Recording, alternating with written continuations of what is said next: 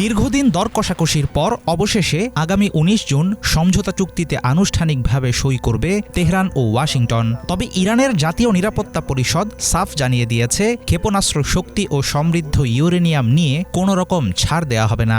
নিজেদের সুরক্ষার জন্য তৈরি মিসাইল প্রযুক্তি নিয়ে আমেরিকার সাথে কোনো কথাই বলবে না ইরান। এর পাশাপাশি নিজস্ব ভাণ্ডারে জমা থাকা ইউরেনিয়ামের এক টুকরাও সীমান্ত পার হতে দেবে না তেহরান।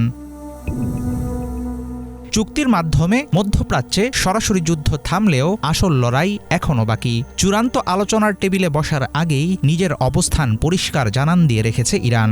দেশটির জাতীয় নিরাপত্তা কমিশনের এক সদস্য জানিয়েছেন, যুক্তরাষ্ট্রের সাথে ক্ষেপণাস্ত্র সক্ষমতা বা সমৃদ্ধ ইউরেনিয়াম হস্তান্তরের বিষয়ে কোনো আলোচনা করবে না তার সরকার।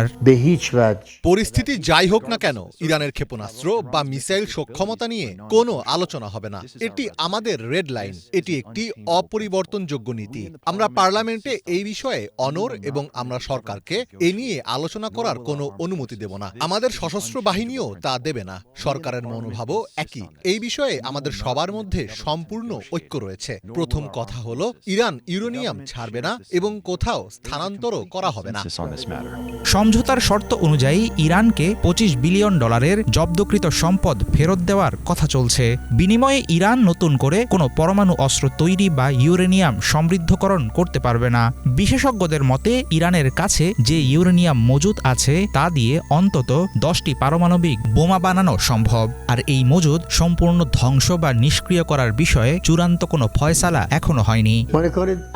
এই 400 কেজি ইউরেনিয়াম নিয়ে আমেরিকানরা এত সংবেদনশীল কেন? তাদের দাবি, যেহেতু এটার সমৃদ্ধকরণের মাত্রা 60%, তাই এর কোনো প্রয়োজন নেই। আমরা সর্বোচ্চ যে ছাড় দিতে পারি সেটা হলো আমাদের নিজেদের প্রয়োজনেই এটিকে কিছুটা ডিলিউট বা হালকা করতে পারি। যেমন আমাদের অভ্যন্তরীণ চাহিদা অনুযায়ী তেহরান রিসার্চ রিঅ্যাক্টরের জন্য এটিকে 20% নামিয়ে আনা। কাজেই ট্রাম্প এবং তাদের মিডিয়াগুলো ইউরেনিয়াম স্থানান্তরের যে দাবি করছে তা সম্পূর্ণ ভিত্তিহীন। ইরানের সীমান্তের বাইরে এটি কোথাও পাঠানো হবে না।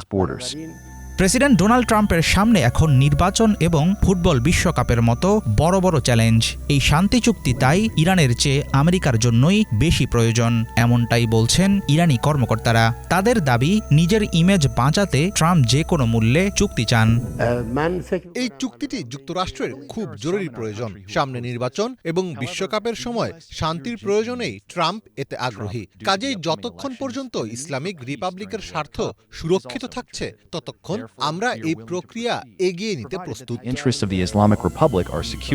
ইরান আমেরিকার যুদ্ধ হয়তো সাময়িকভাবে থেমেছে, কিন্তু আদর্শ ও শক্তির এই লড়াইয়ে তেহরান নিজের অবস্থান থেকে এক চুলো নড়তে রাজি নয়। এখন দেখার বিষয় হলো, ইরানের এই কঠিন শর্ত মেনে নিয়ে ট্রাম্প প্রশাসন কতটা এগোতে পারে। দুই পক্ষের মধ্যে অমীমাংসিত কিছু বিষয় ও চুক্তি নিয়ে ধোঁয়াশা আগামীতে আরও পরিষ্কার হয়ে আসবে। তবে চুক্তির টিকে থাকা বা না থাকার ক্ষেত্রে ইরানের ইউরেনিয়ামই হবে মার্কিন কূটনীতির জন্য সবচেয়ে বড় পরীক্ষা। হাফিজুল ইসলাম, বাংলা ভিশন।